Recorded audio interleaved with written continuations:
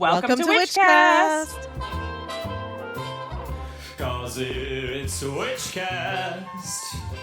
I'm Emily. I'm Kate. And we're your co-hosts of this, the Witchcast podcast. That's right. We're your learning, growing, ever-evolving novice witches here to explore everything under the woo-woo, esoteric, spiritual umbrella. And if you yourself are thinking about exploring the spiritual umbrella, guys, we have a live show coming up in Brooklyn on October 27th. And you can get tickets right now on Eventbrite. Through Littlefield. Littlefield is the venue where it is in Brooklyn. Show doors are at 7. Show starts at 8. We have amazing performers like drag queen Eden Darkstar. We have stories by Youngmi Mayer, comedy by Tim Murray.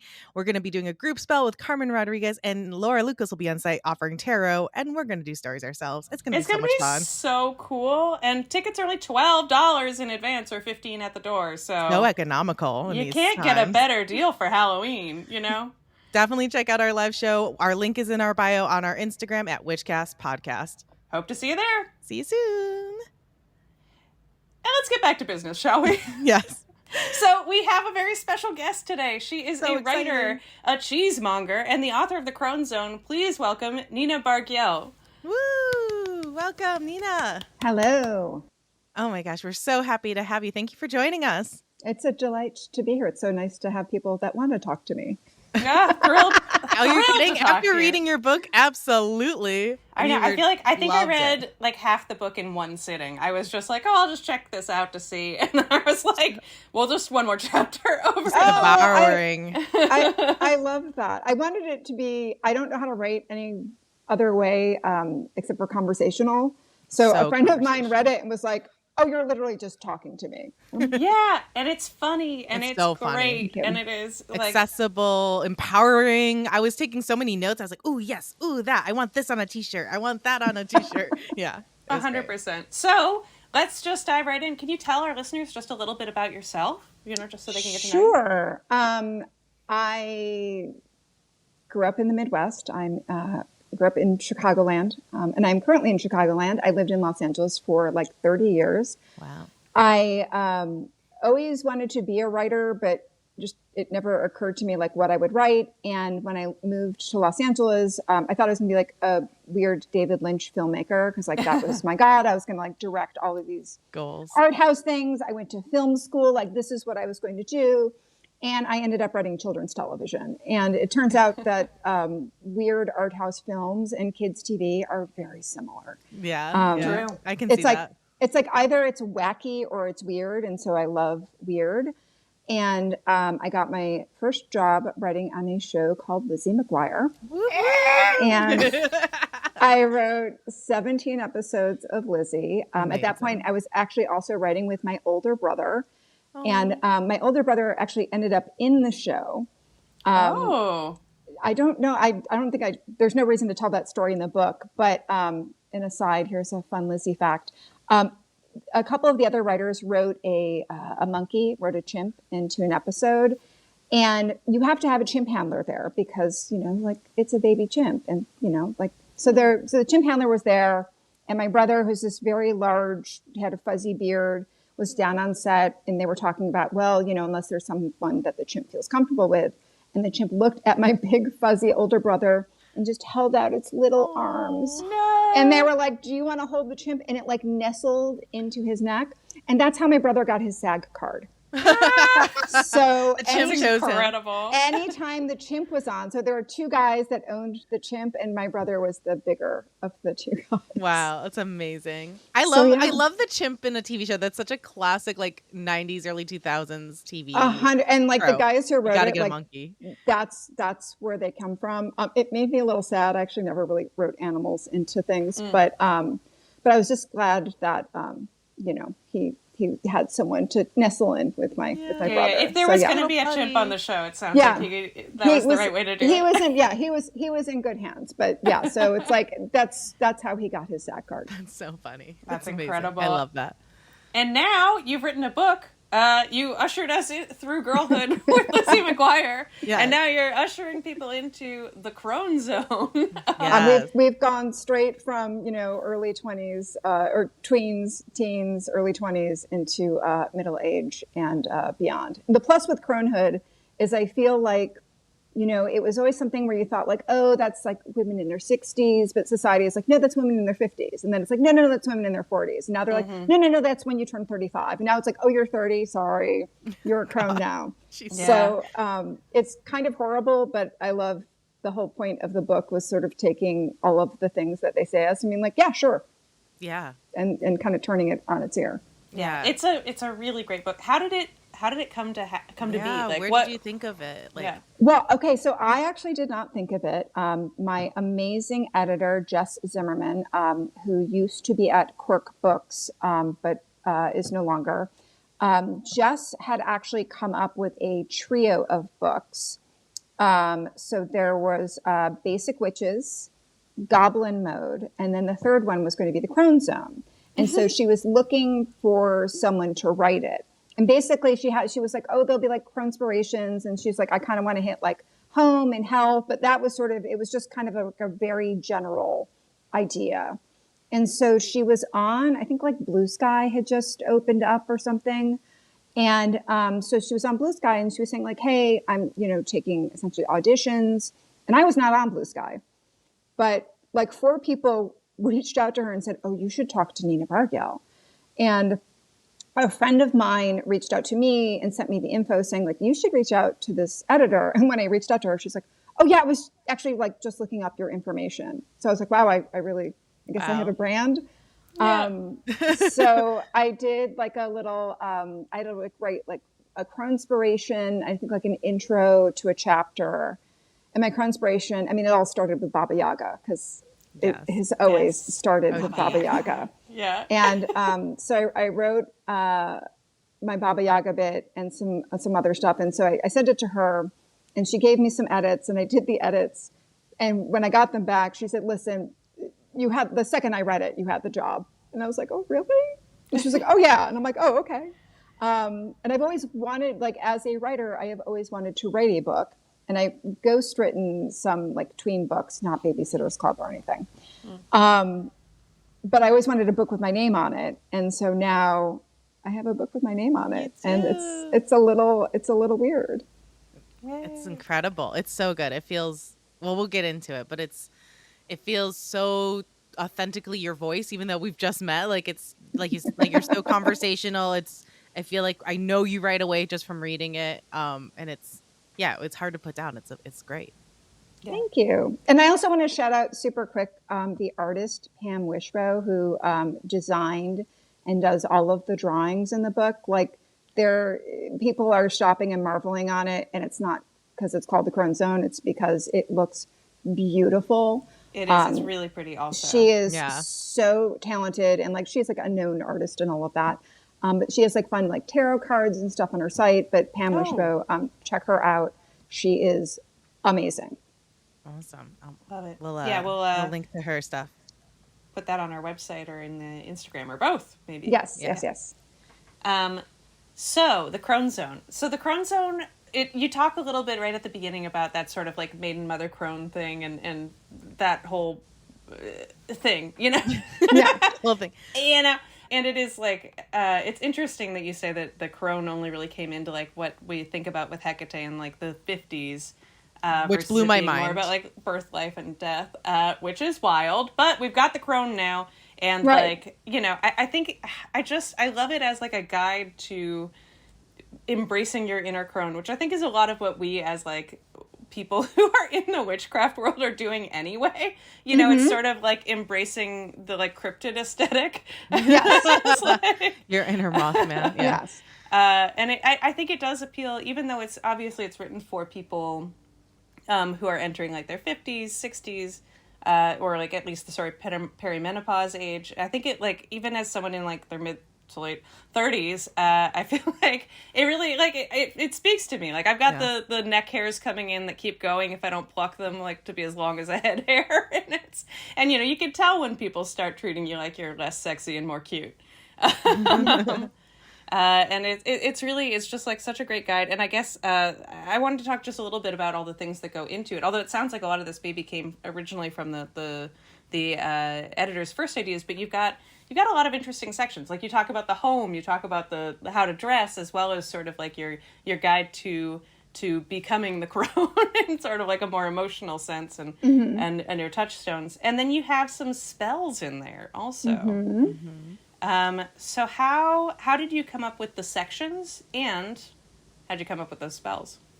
So the sections was definitely Jess, where she was like, I want to cover, home.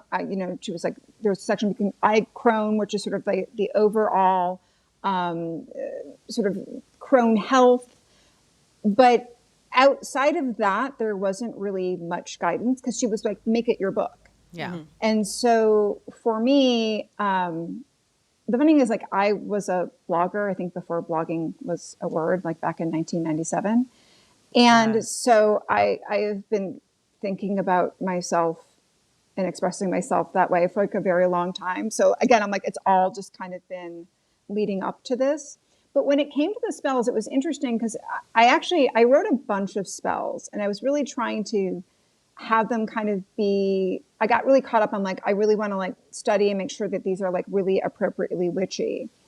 And Jess was sort of pushed back on that a little bit. And she was like, make them fun, but also make them like more accessible, where it doesn't feel like you have to be a witch. And I was like, oh, that's a really good idea. But that happens, as a writer, where you're sort of stuck in your own brain, and then you overthink things, and then you spend all of this time in a thing where you're like, oh, this would have taken me 5 minutes had I just like let go a little bit. So yeah, and it's been interesting. I actually gave the book, my cousin, who's older than I am. I think she's in her early 60s, but she's a psychologist, and she does a lot of like, brain, how to like retrain your brain. She was reading it, and she said, oh, it's interesting, because she actually gives her clients like things to do as they're like doing these kind of brain retraining exercises.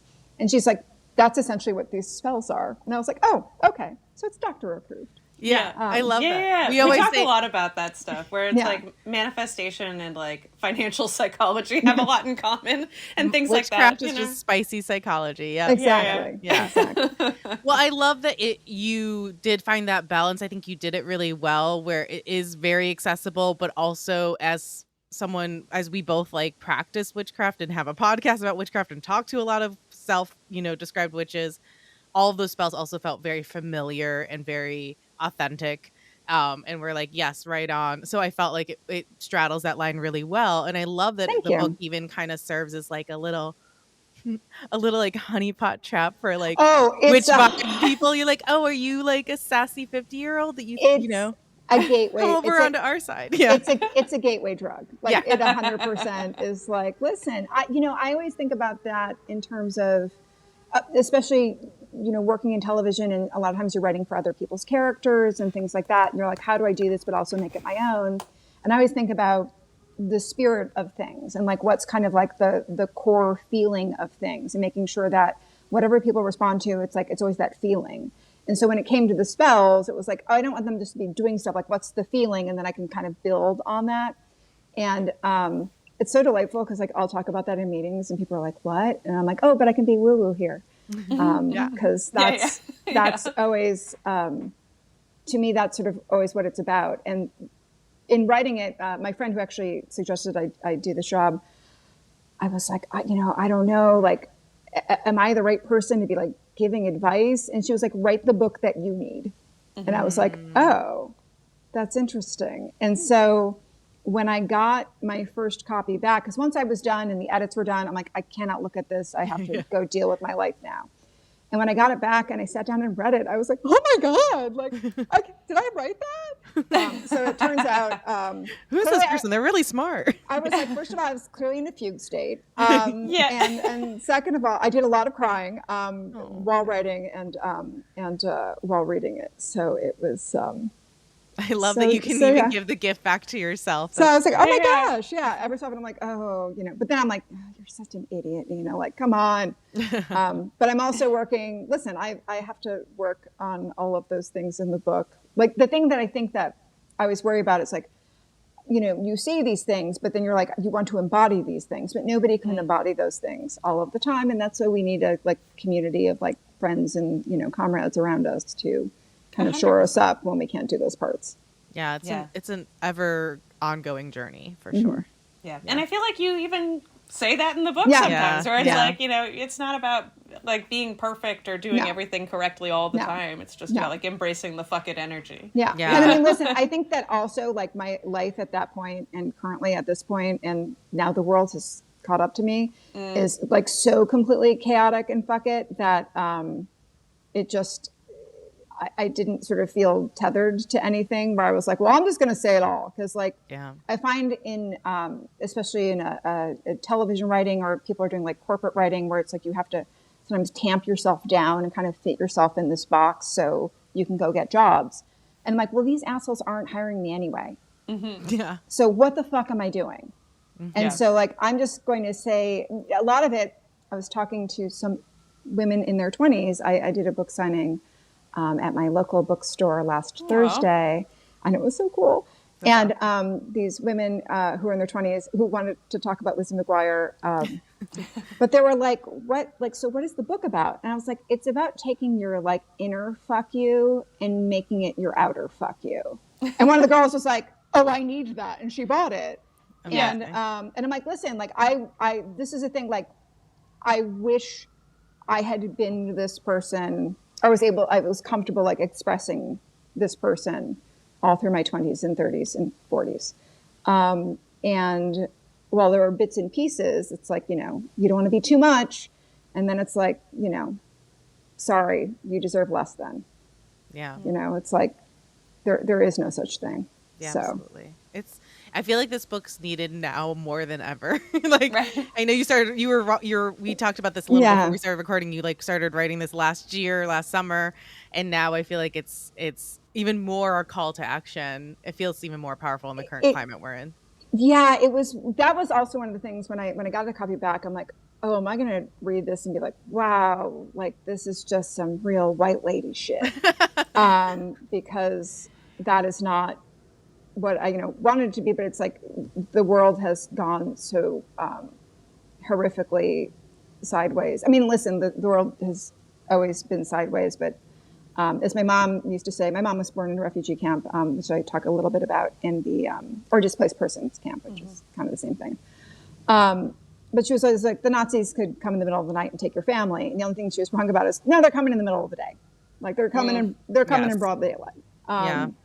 So I was like, is this going to be weird? But the other thing that was super interesting in doing this signing, so I was doing it in Glen Ellen, Illinois, which is right next to Wheaton, which is got a very evangelical college, Wheaton College, and in the suburbs of Chicago. And obviously people know Chicagoland has a, it's a war zone, and, I'm dodging Right, bombs. Yeah, all the lots time, of- I'm lots sure. of- I'm so Just like glad. us here Just in New York terrorists. City. Yeah, all this of is, the- I'm currently in my very anti-fob. protected, bomb shelter.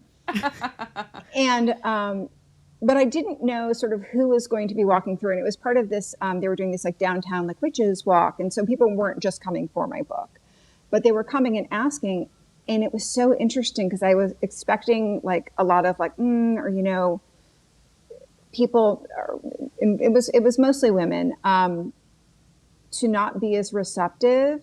But a lot of them are like, oh no, we need an army. She's like, I'm, building resources here. And it turns out everybody on my street, it's like, we're all like, yeah, we've got to do something. And it turned out like there were just all of these people who were like completely open to it.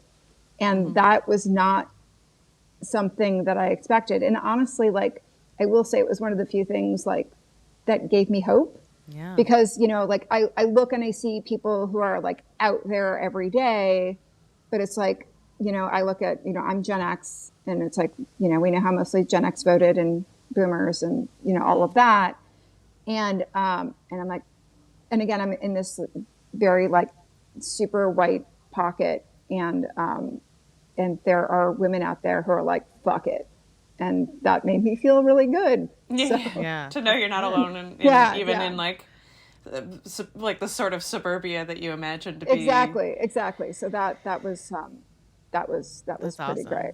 That always is great, what gives me yeah. hope too, is like knowing that as loud as the the opposition, we can say, I guess, is I feel like they are still a smaller minority. There are still way more other people. I think we just don't see them. They don't get the Yeah. media play. They're not on the Yeah. news. We don't see them as much, but there are so many people doing good, who are doing good work, who are community building, who are Yeah. organizing under the Well, and scenes. also like these white ladies being like, oh no, I'm a white lady. So like, I need to go out there and like, I need to like drive kids to school because like I can do that as a white Let me put lady. my body in the way. Right. Yeah, yeah, Exactly. Yeah. And it was just Amazing. like, the fact that like, they just, I was like, fuck yeah. Like that was, again, it was just not a conversation I was expecting to have. And it was a conversation that was good to be a part of. That's awesome. Yeah. Yeah, well, yeah, I mean, I feel like, unfortunately, your book has become more politically subversive in the last year.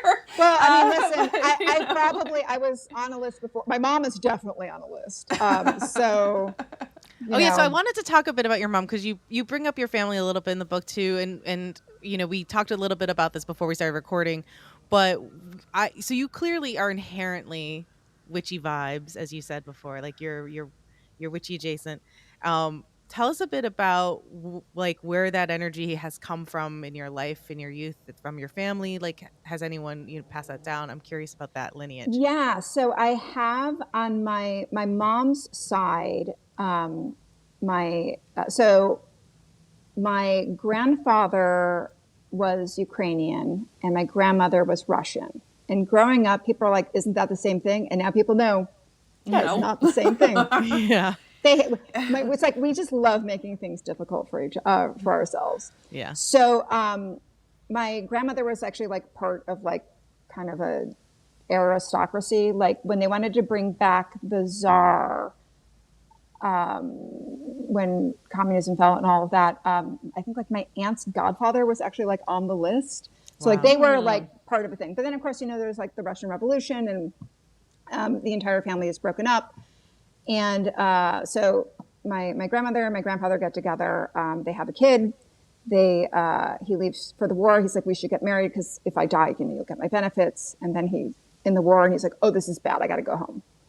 So he goes back for his wife and daughter. And my grandmother is like, we gotta bring your mom. And that's Daria is her name. And my mom was like, I was gonna call you Daria. I'm like, why not? And she was, I thought the kids were going to call you diarrhea. And I'm like, okay, that's fair. That's fair.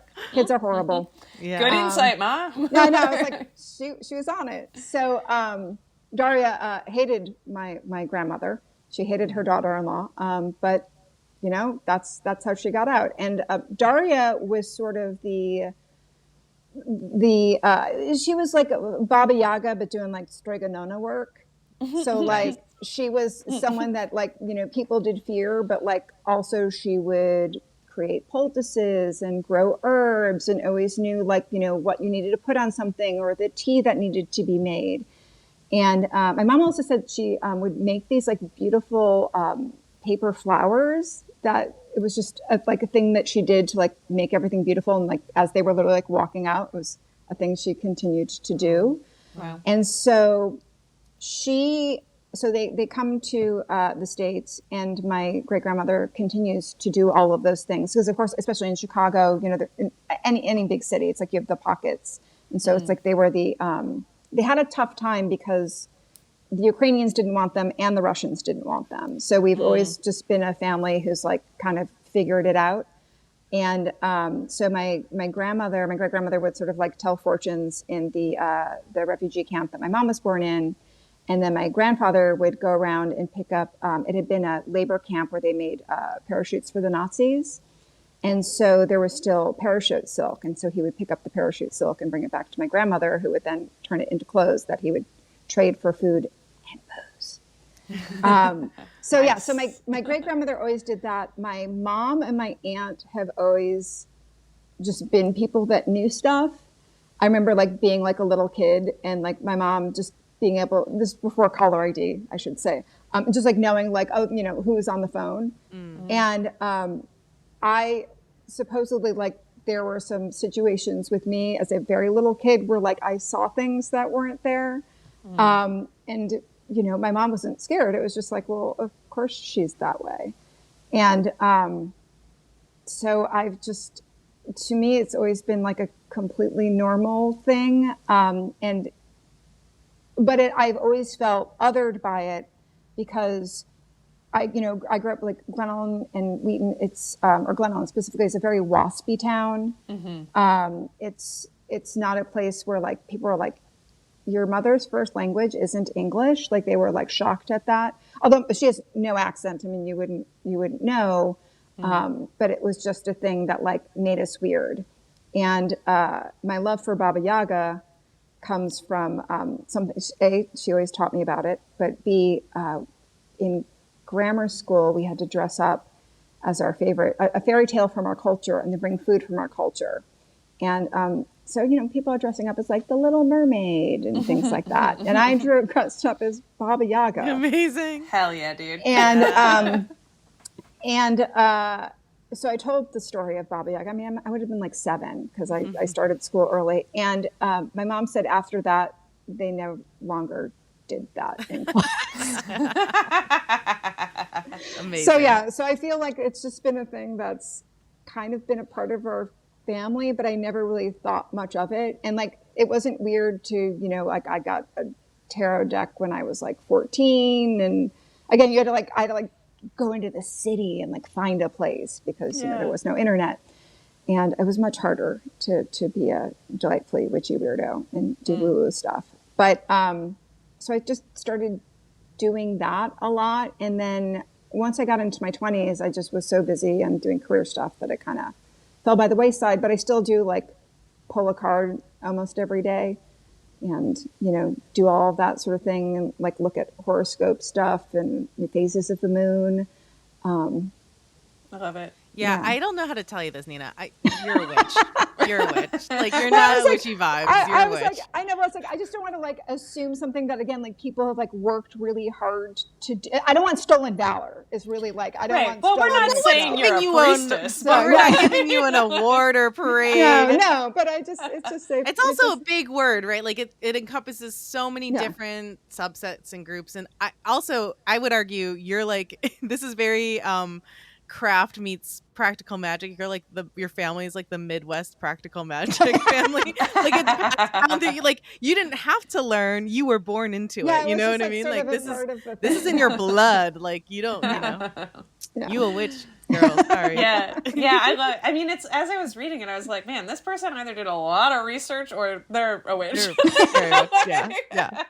I could tell just by reading it. I was like, she's being nice to the people who are it felt scared. like someone who knows how to write a spell rewriting it for someone who wouldn't do a spell. Yeah, you're like, it's okay. I have candy. Yeah, that's I mean, again, it's just like setting intentions and then like trying to make them happen. And again, however that works, I feel like it's just a version. Again, like the idea, the summoning demons.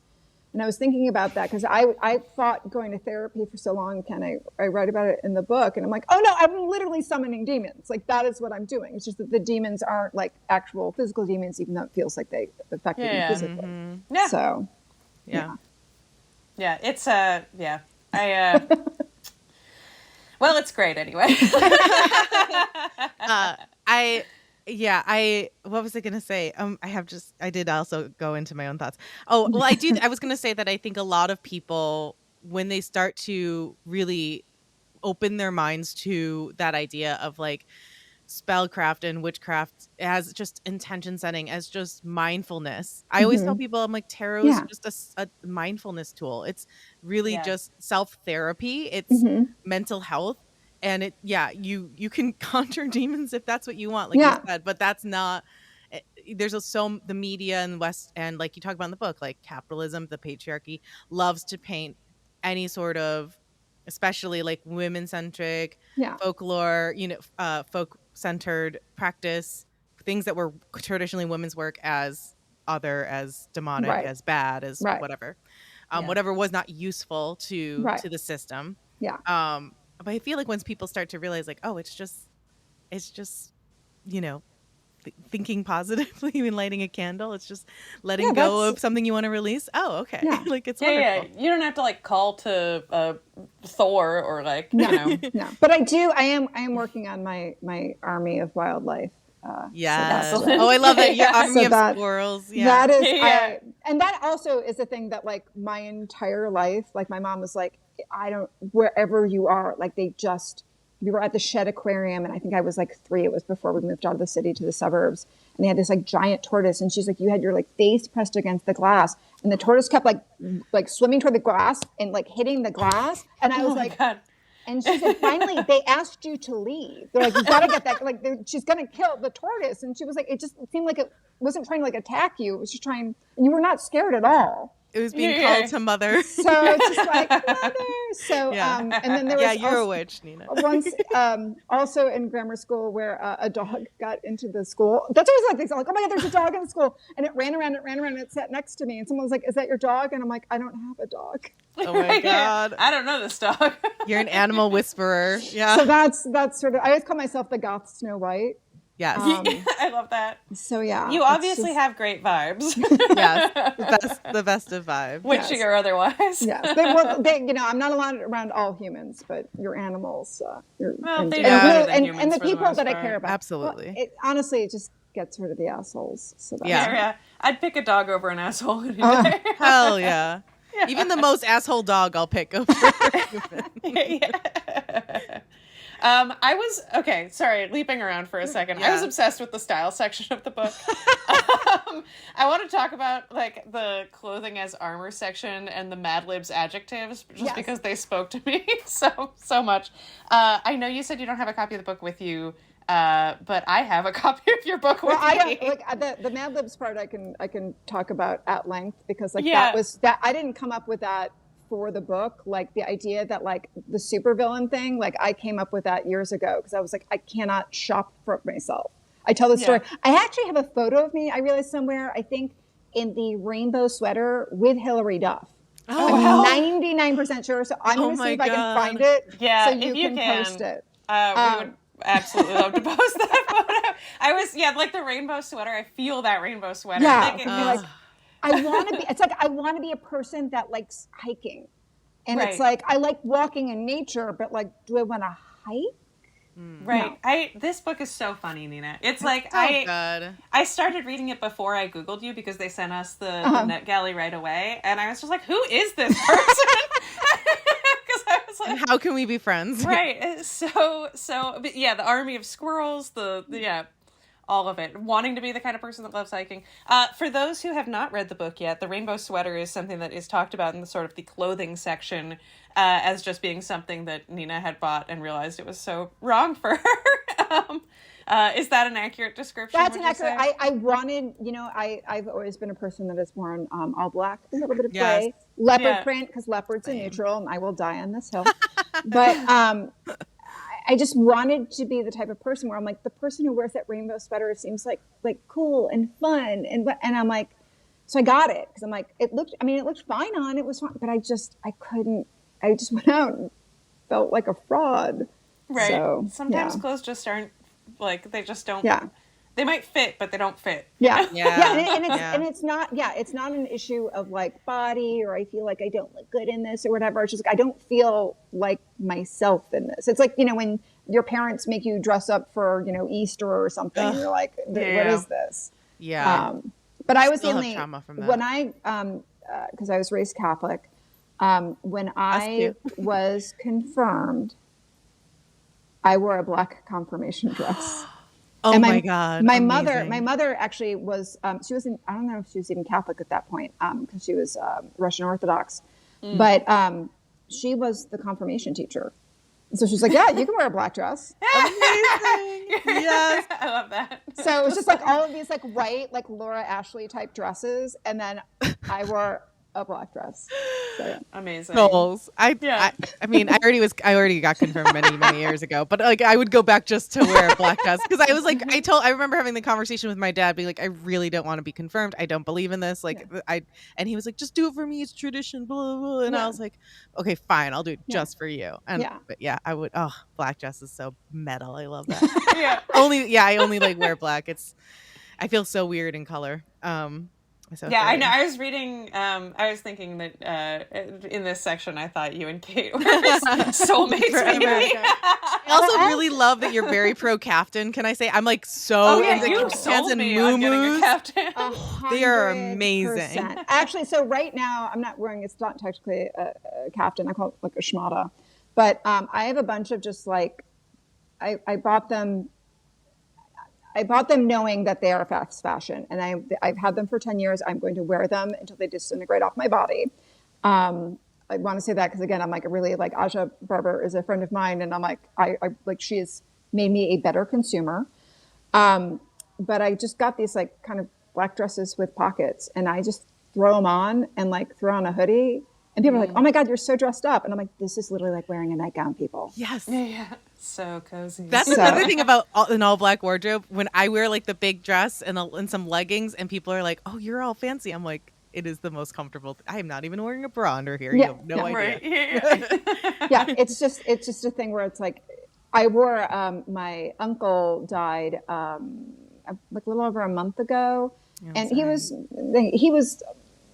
like he could have had dialysis or whatever, but he's like, I'm done. He's like, I'm in my mid 80s. It's been a good run. That seems like a nightmare. So it's like we stand a guy who's just like, I'm not going to do this. Right. And so, but my cousins are all doctors, including the psychologist, and so they like live very nicely. And you know, I get to be the weirdo because I've been nominated for 2 Emmys. So like I'm acceptable because I have that. But if I just look like this and was like, I'm a writer, they'd be like, Okay. You're like the cool black sheep. Exactly. And I brought one of my caftans to wear like the day after. And of course it was like a black caftan, but it had some like embroidery and stuff. And everyone was like, oh my God. Like they just thought it was like the chicest thing they had ever seen.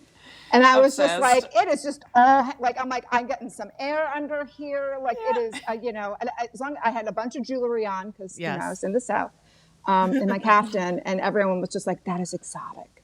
You know, like, no, it's just really like a nightie, but that's okay. Amazing. I love it. Yeah, I have like a swanning sweater, I call it, but I think I need to add more caftans to my wardrobe. Caftans, again, amazing. You can find them, you know, kind of everywhere. I think like, you know, a lot of the vintage stuff is more expensive now.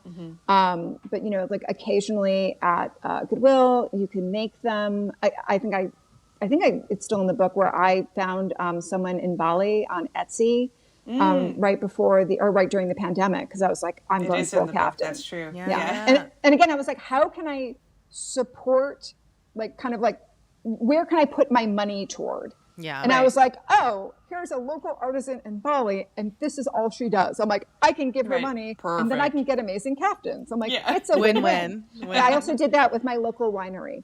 Nice. Ooh. Yeah. Win-win. It's a win-win-win. Wine and caftans. What else? It's a win-win-win. Yeah.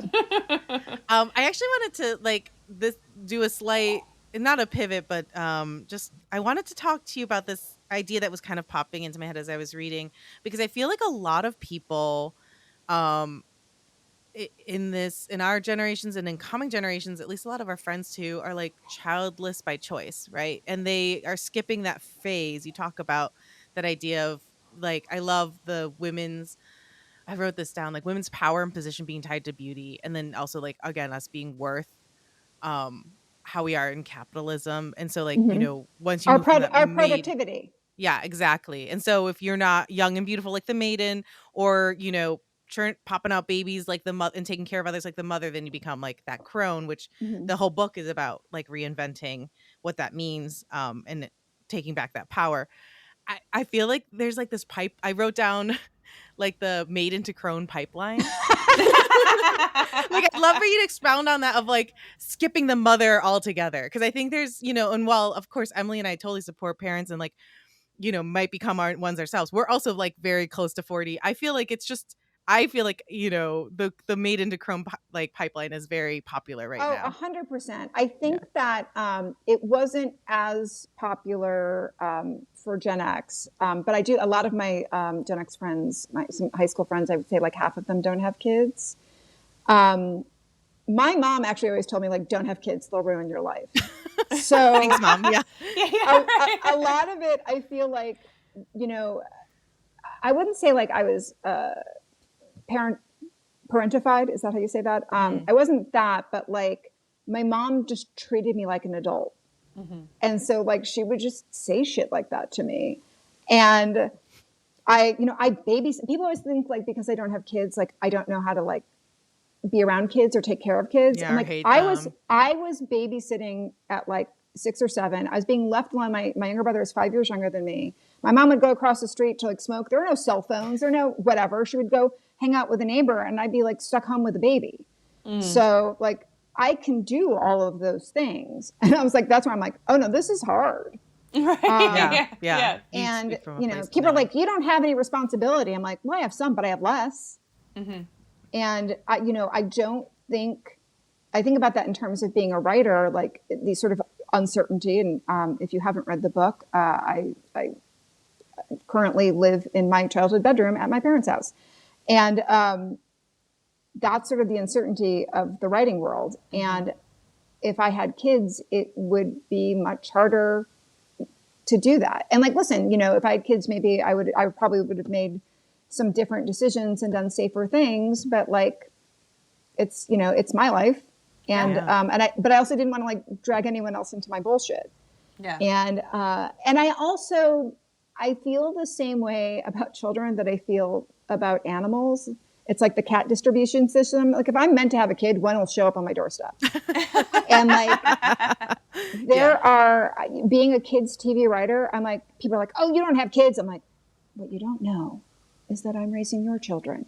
Right. Yeah. I'm doing enough, aren't I? Yeah, absolutely. Yeah. It's like teachers who don't have children, like they're doing, because they don't need it. They take their work home. Doing it, right. Yeah. Like they're doing it. Leave them alone. Yeah. Right. So I feel like, there's this whole like, you need, like, it's the only, they always say it's like the only way you'll really feel love. And I think that's bullshit. I do think it's probably a different kind of love, but I think they do it to sort of sell you on it.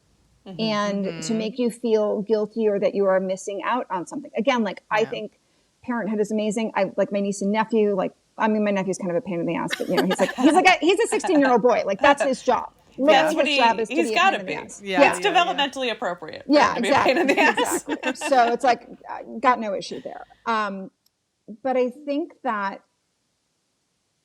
women, even it's like, I talk about this in the book where like, even if the chores are equal or we're like equal partners, it's like, even if you were the most equal partners, if your kid is sick, the school's going to call mom. Even if it probably says call dad. Maybe it's slightly different now, but yeah, like I don't, women are just sort of punished for like doing the slightest thing wrong. And then men are celebrated because like they remembered to get a card a week after your birthday. Yeah. And as a kid, I saw that. And it was just a thing that like, I also saw like my dad was very like, I go to work and make the money. And my mom was like, my mom did everything else. And my mom was very smart. She's very funny. We actually bought her improv classes one year because she's like, I could have been someone. I'm like, then go out and do it. Amazing. Amazing. I would love to have seen that. A great thing. But it's just like I saw this with my aunt too, especially like being immigrants as well. It's like, you're an immigrant and you're a woman. They're like, don't be a lawyer, marry a lawyer. Don't be a doctor, marry a doctor. And I mean, I could see that as a young kid. The other thing is, and again, I talk about this in the book, my mom intentionally did not teach me sort of like womanly things. So I would have to like make a living somehow. And I mean, some of that's good, but the other thing was like, I was like 22. I'm like, I don't know how to boil an egg. Like, I don't know how to do anything. Like, I am useless. So now, of course, like I mean, I don't like cleaning, but like I like cooking and, I can do all of those things now. But yeah, I think that also the younger generation, obviously, like everything is much more expensive now. Like, how can you expect people to have children when like, I mean, even taking out like the world is a nightmare. Ignoring the apocalypse. Ignoring the fascism. Yeah, like all of that sort of stuff. Like, and I also grew up with stories of, them literally like walking out of Russia with guns at their back with my aunt who was like 3 or 4. Like, again, like, and you see people trying to come to this country with like children, and it's like that.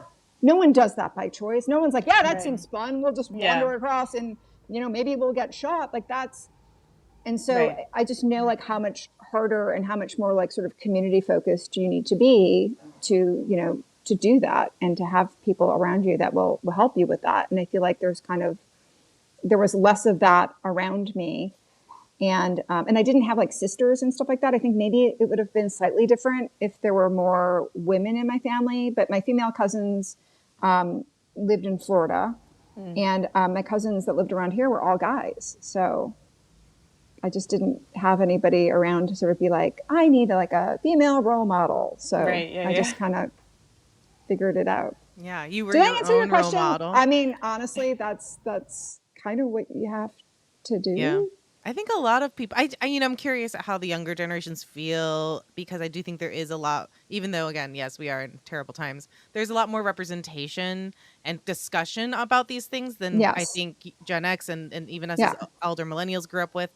But I do think we are still very much a cishet normative capitalist patriarchal society. Yeah. 100%. I don't know. I feel like I'm haunted by the fact that we're swinging backwards. Like we got maybe as far as we were going to get for a little bit, and now people are the trad wife movement and more conservative and more like, I did in college a little bit of clinic defense. So just like escorting people in and out of abortion clinics.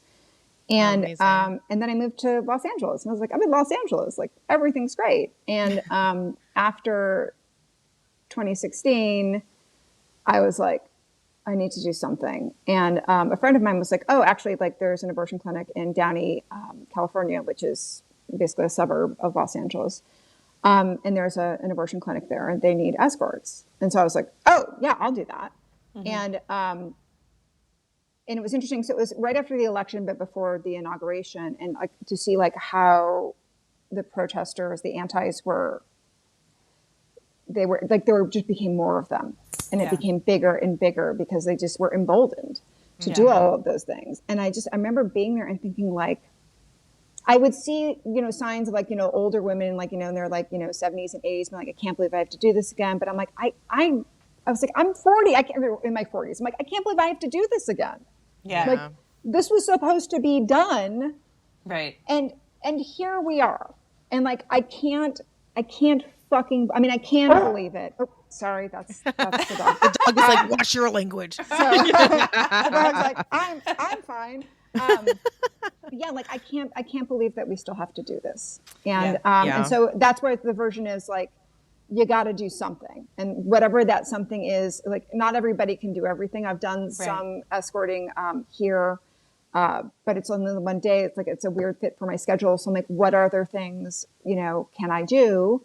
And again, like, for me, it's like figuring out like at my workplace, like, if ICE comes, do we have a plan? Can I talk to the people around me and come up with a plan? Or, what can I do like in my community, like looking around?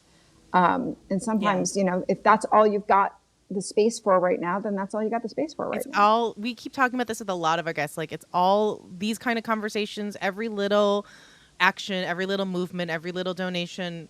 I think it's about the collective group effort and remembering that we're not individual superheroes. Mm-hmm. We're here to be just like conscious, mindful human beings. And also, I would say you also wrote the Crone Zone, to bring it back to the book, that is empowering, like even the 20-something girls that came to you. I think that is, if we can, that's my goal for the younger generations. And that's why also I try to mentor and like help younger, especially young women and queer folk. I'm like, if you can feel more empowered and have some sort of like knowledge and role models that we didn't have growing up, because we also grew up like, we're coming back into that right now, but like it was very like kind of pro eating disorder and like very bad body image, and like it was really intense. If we can empower the next generation to skip that maiden stage and go right to their crone stage, then they're better 100%. Off. And that's why I also think a lot of people are opting out of the mother stage, are saying, I'm not supported in this world. Yeah. I don't feel supported in this world. So or how can I support somebody else? Right. Or even just Right. personally, I don't ascribe to this. I don't want to do this just because other people are doing it. I'm going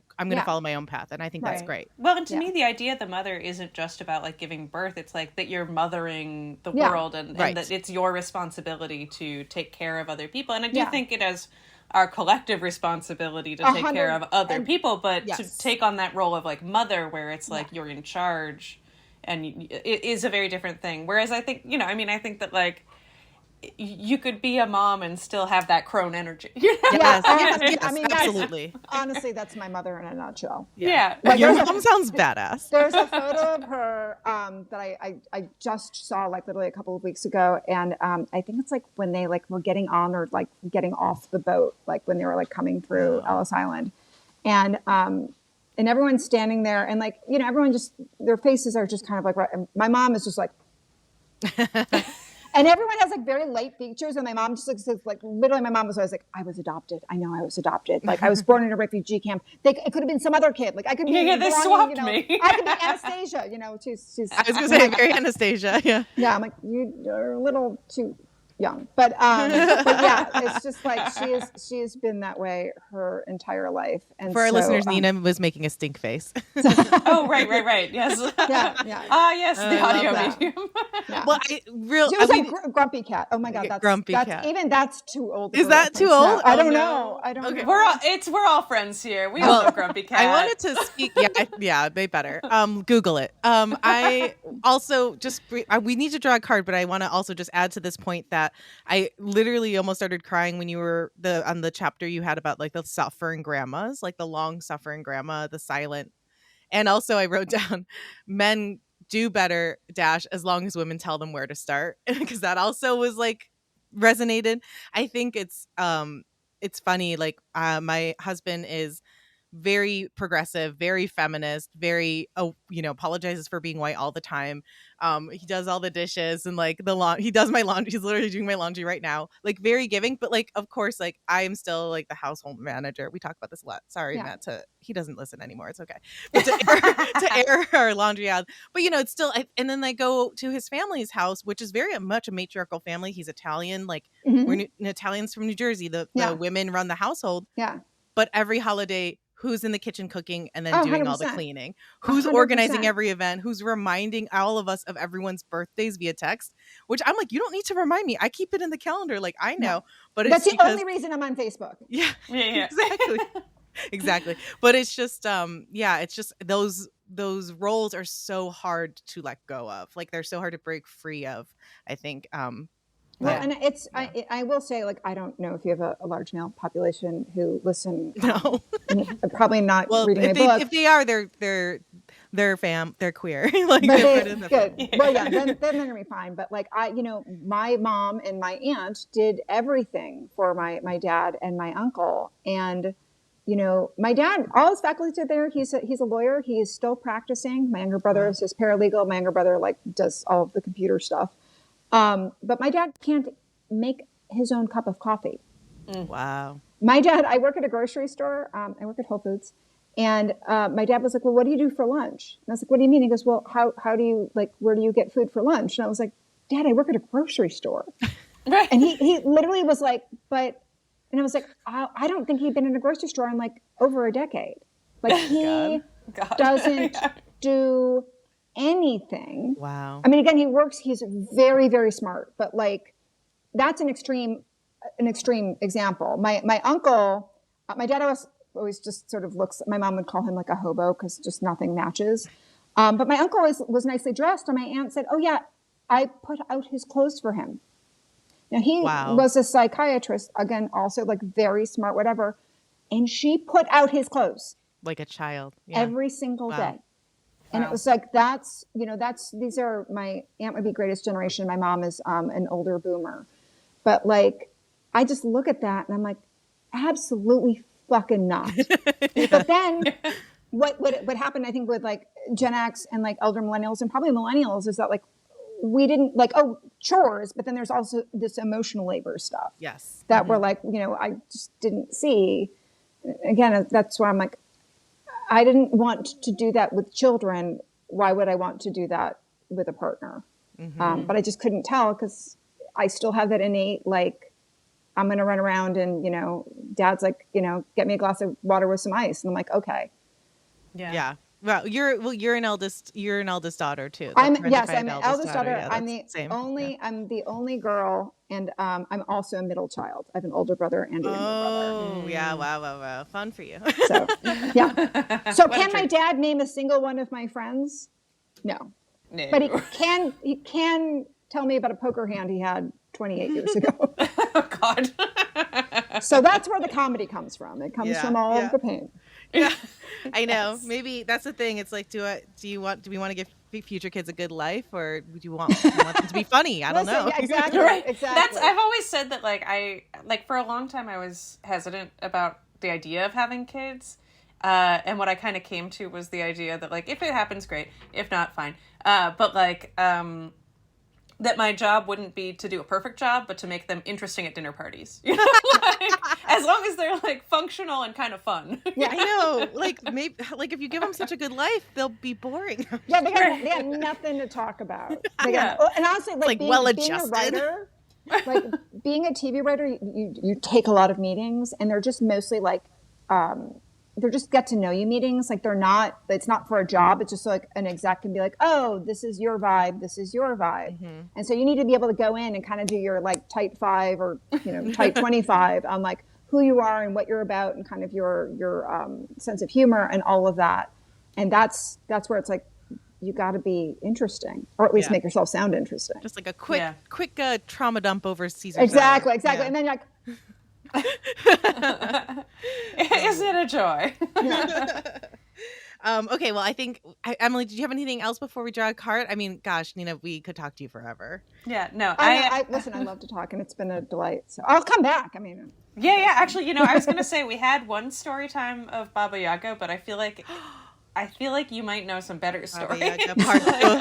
Yes.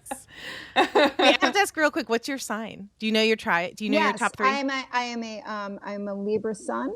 I am a Libra moon, and wow. I am a Leo rising. Wow, there you go. Ooh. That's good for Hollywood, baby. Listen, it's like, I like to be fucking shiny. You're and a bit of a flirt, but everything balanced. Yeah. Peacekeeper superstar.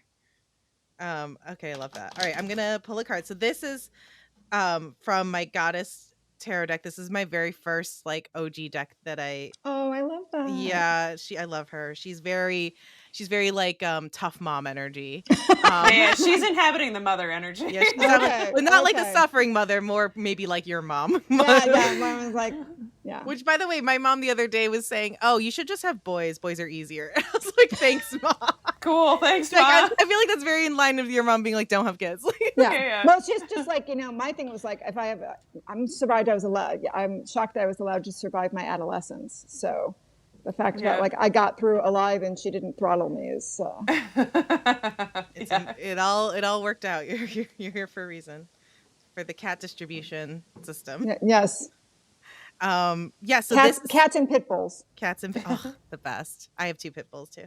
Aww. Okay, so this deck is made up of imagery from all different goddesses from all different cultures, and I really love to just again tying it to your book. You also mentioned that throughout your book of just kind of like being also a woman of color, being also a like non-binary, or just like even the feminine, not even just as like a cis woman. It's inclusive. It's very inclusive. Yeah, I love that. Like, I just sort of said it at the beginning where I'm like, when I say women, I mean trans women, because trans women are women. So like, absolutely. There's like, no, like, I don't want there to be any confusion there. But yeah. Okay, so I just pulled the 2 of Swords. Ooh. So I feel like this is very appropriate given our conversation. And I'm going to read what goddess this represents. With a handshake, you exchange the greatest riches, friendship, loyalty, and the spirit of collaboration.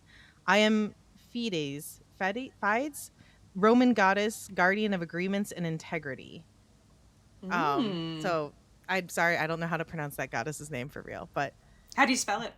Fides. I'm gonna go with fetus. I think that was right. Yeah. Like fidelity. Yeah. Oh, there you go. I will say I did draw it reversed. Ooh. So, All right, so Two of Swords. Swords is the suit of like intellect and the yes, mind. air. Air. And the twos are usually like, collaboration. So what do we get? What do we feel? And Libra is an air sign. Yeah, that's That's right. not- Yeah. And we are still, are we? Yeah, we're still technically in Libra season. Oh, yeah, we are still in Libra season, baby. Emily's a double Scorpio, so she knows exactly. Oh, yeah. I Okay. can feel it in the air. Yeah, I feel, well, I also feel like it's kind of like agreement. So if in this, we draw this for anyone listening as well as ourselves for like just energy of the week. Mhm. And so I think it's also about being mindful about, any negotiations, contracts, agreements happening, like that, conversations, like a ceasefire. Sorry. Well, you also drew it reversed, correct? Yes. So I was thinking like there is also what I always like to think of as like a social contract, and that social contract is constantly being shit on. It has been like torn asunder constantly. Set on fire in a tiny bowl. Yeah. And so I feel like perhaps it is that like reminder that we need to, the only way to fight against that social contract is within community. Yeah, I love that. And it ties it back to everything we've been talking about. We also really love to use this site called Biddy Tarot. And she provides like a lot of different possible interpretations. She also mentions it could be about facing a difficult decision, and you're not sure which direction to take, or you feel like you lack the information to make the right decision, or and it's inviting you to listen to your intuition and to be true to yourself. It could also represent a stalemate, or suggest that you might feel stuck in the middle of two competing sides. So I think though that this, like tying it back to what you were saying too, of that struggle of expectations. You talk a lot about shoulds, right? And you have like a spell on that as well. I loved that. So I feel like that idea of what you think you should be doing or what other people expect of you versus what you truly want. That's always, I think, something. Oh, 100%. I mean, I personally feel it a lot because, again, now I live at home and, part of it is because I needed to, and part of it is my folks could use some help. And so there's a lot of like, I should be doing this for my folks, but there's also another point where I'm like, but I still am a person in the world that like has to go do life stuff. So Totally. Yeah. It's a lot of push and pull. It's got to find that balance. Find that balance, Libra. Oh yes. How can people find you, Nina? How can thank you so much your for books? being here. This has been an absolute pleasure. Yeah. So thank you. The Crone Zone is available pretty much anywhere books are sold. If your bookstore does not have it, you can request it. If you want to get it online, bookshop.org is a great place to get it. You can either just get it through bookshop.org and it will money will go to like kind of a general fund, but you can also like select your local bookstore and it'll be like you got it at that bookstore and they'll get a few bucks. So that is also a possibility. Nice. But again, we'll link to that on our website. It's sold everywhere. I am on the internet less and less, but I do exist everywhere. I am Slack Mistress, SLACKMISTRES. Slack Mistress. And that was just a long, dumb story about that. But I've been that since 1997. So it's not about the messaging system. I'm not getting rid of it. That is literally like my professional, like slackmistress@gmail.com. Yeah. So, but yeah, you can find Slack Mistress anywhere where online social media happens. Awesome. Amazing. We'll definitely link to all of this on our Instagram at Witchcast Podcast, as well as on our website at witchcastpodcast.com. So you guys can also find Nina through there. If you have any suggestions of, or questions, please email us at witchcastpodcast@gmail.com. We love to hear from you, or leave us a comment on Spotify. Yeah, right. And while you're out there on the internet, you can always leave us a 5-star review on wherever you get your fine podcasts. Or even just on like the bathroom wall if you want. Yeah. Just put it somewhere publicly. That's helpful. Helps people find us. Thanks again so much for being here, Nina. And Thank you. It was a to our delight. listeners so much for listening. And don't forget that we have a show on October 27th at Littlefield in Brooklyn. Yes, come out. And until next time, heck Heck yeah! yeah. 'Cause it's Witchcast.